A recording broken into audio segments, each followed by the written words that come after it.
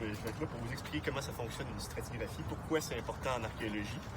Alors, en fait, la stratigraphie, c'est pas, à la base, ça vient pas de l'archéologie, ça vient d'une autre discipline qui est la géologie, ou encore la géomorphologie, quand on va dans quelque chose de plus précis.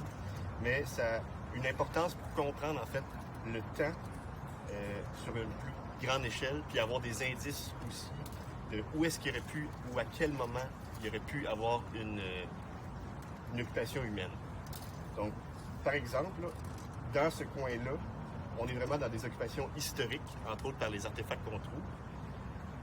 Puis c'est aussi souvent des sols un peu plus mélangés, avec des inclusions aussi anthropiques. On parle de mortier, on parle de briques, on parle de gravier même, genre le 0,3 classique.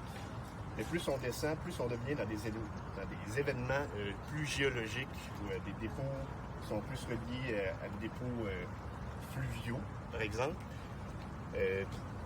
Des sables, des limons, des sols un petit peu plus organiques, donc des sols qui auraient pu être à la surface à une certaine époque.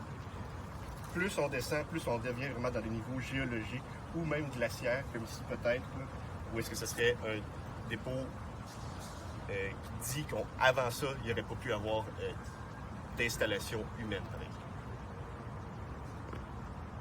Alors maintenant, pour le côté technique en fait de la stratigraphie, quand on a fini de fouiller nos couches, de descendre notre sondage, après ça, on nettoie la paroi, puis on se met un point de référence, donc une ligne qui va nous servir pour mesurer en haut et en bas, puis on peut la placer. En fait, ça nous permet de la placer aussi en altitude pour pouvoir comparer avec d'autres endroits du site. Après ça, on détermine en fait nos couches qu'on voit dans les lignes, puis on en fait une description. Puis tout ça, c'est vraiment pour justifier aussi ou aller voir si ça concorde avec nos interprétations. Donc après ça,